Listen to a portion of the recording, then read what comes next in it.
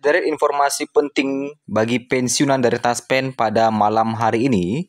Pertama, pensiunan wajib waspada terkait dengan pembaruan data. Kedua, kenaikan gaji pensiunan 2025. Dan ketiga, terkait dengan skema pensiun atau pesangon pensiun hingga 1 miliar rupiah. 3 informasi ini kita sampaikan pada malam hari ini. Di hari Jumat tanggal 11 April 2025. Kita masuk terlebih dahulu terkait dengan pensiunan waspada terhadap pembaruan data. Baru-baru ini mungkin banyak dari Bapak Ibu yang menerima WhatsApp dari yang mengatasnamakan Taspen terkait dengan pembaruan data. Jadi nanti akan diberikan formulir dan sebagainya, data Bapak Ibu mereka ketahui sebagian, dan itu harus Bapak Ibu cek. Dan itu wajib Bapak Ibu waspadai. Karena Taspen tidak akan me-WA Bapak Ibu secara langsung ya. Kalaupun ada informasi pasti diumumkan di media sosialnya atau melalui situs resmi Taspen. Baru-baru ini juga saya mendapatkan WA juga dari nomor handphone biasa yang mengatasnamakan Direktur Jenderal Pajak terkait dengan pembaruan data juga. Jadi yang lagi booming sekarang adalah Bapak Ibu akan di WA oleh pihak-pihak yang tidak bertanggung jawab, kemudian memberikan data-data Bapak Ibu, dan setelah itu Bapak Ibu harus mengecek lagi data itu dan memberikan data. Jadi ada pembaruan data istilahnya. Jadi itu harus berhati-hati, bisa jadi nanti uang Bapak Ibu hilang di rekening. Bahkan baru-baru ini juga ada pensiunan yang hilang uangnya hingga ratusan juta rupiah. Nah, itu yang penting ya diketahui. Jadi jangan sampai ada yang WA kemudian mengatakan pembaruan data, Bapak Ibu lakukan pembaruan data dan itu berbahaya sekali. Jadi jangan dilakukan, biarkan saja kalau nomor handphonenya dari nomor handphone biasa apalagi gitu ya. Jadi lebih bagus langsung tanya ke Taspennya aja nanti. Itu terkait dengan modus baru yang sangat berbahaya yang lagi booming saat-saat ini. Kemudian yang kedua terkait dengan kenaikan gaji di tahun 2025. Ini ada informasi juga dari Taspen. PT Taspen akhirnya memberikan respon terkait adanya isu kenaikan gaji pensiunan PNS 2025. Yang mana baru-baru ini masyarakat dihebohkan dengan isu adanya kenaikan gaji bagi pensiunan pegawai negeri sipil pada tahun 2025. Dalam isu yang beredar menyebutkan bahwa gaji pensiunan PNS tahun 2025 akan mengalami kenaikan sebesar 6%.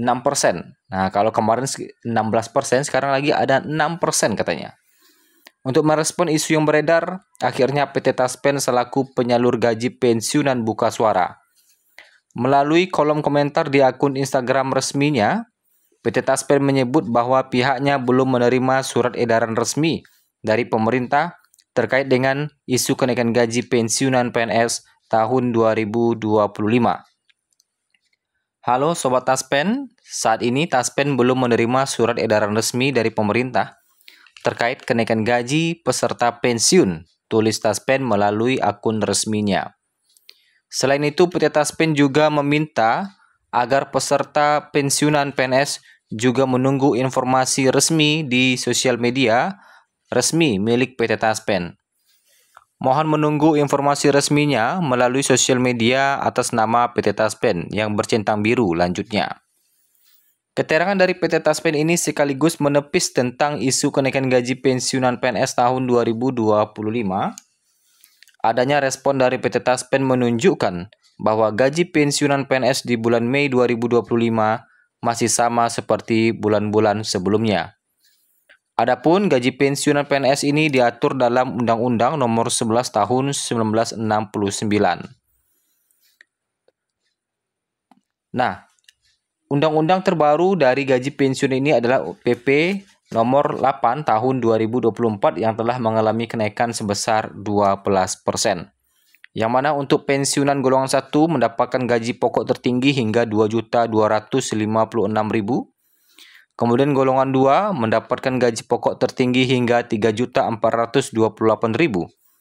Golongan 3 mendapatkan gaji pokok tertinggi hingga mencapai 4.029.600 dan golongan 4 mendapatkan gaji pokok tertinggi hingga 4.957.900. Rp100. Nah, itu ya terkait dengan kenaikan gaji pensiunan tahun 2025.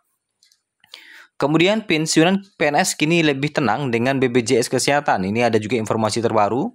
Para pensiunan pegawai negeri sipil kini dapat menikmati masa tua dengan lebih tenang berkat perlindungan kesehatan dari BPJS Kesehatan.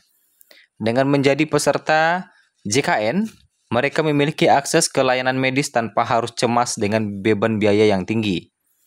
Salah satu contohnya adalah Ibu Sulastri adalah salah satu yang merasakan manfaat program ini pada saat suaminya Tukino, seorang pensiunan PNS, harus dirawat di ICU.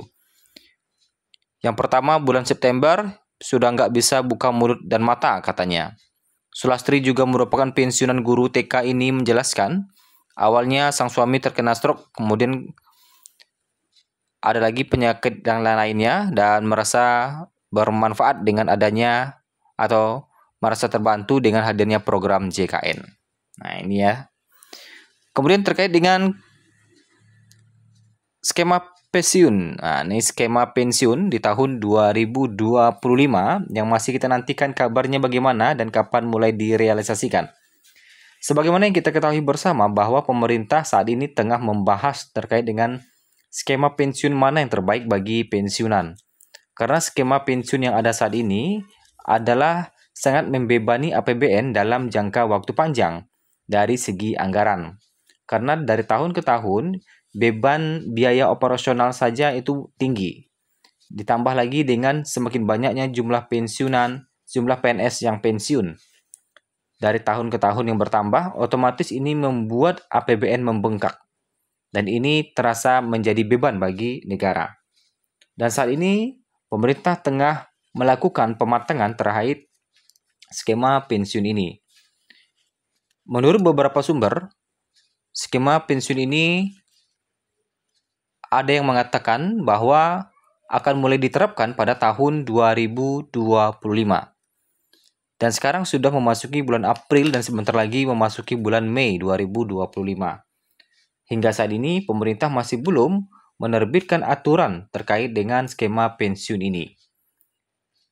Dan beberapa sumber juga mengatakan bahwa skema pensiun ini tidak untuk pensiun lama, tetapi untuk pensiunan ASN baru. Nah, ini yang juga masih menjadi yang menjadi kebingungan bagi pensiunan. Apakah pensiunan lama juga akan mendapatkan pesangon ini atau hanya pensiunan-pensiunan baru saja? Nah, selagi aturan ini masih belum terbit, tentu kita akan masih bingung bagaimana skemanya, kapan mulai berlakunya, dan untuk siapa saja sebenarnya skema pensiun ini. Jadi, langkah yang bisa kita lakukan adalah menunggu peraturan terbit yang akan diterbitkan oleh Menteri Keuangan atau pemerintah.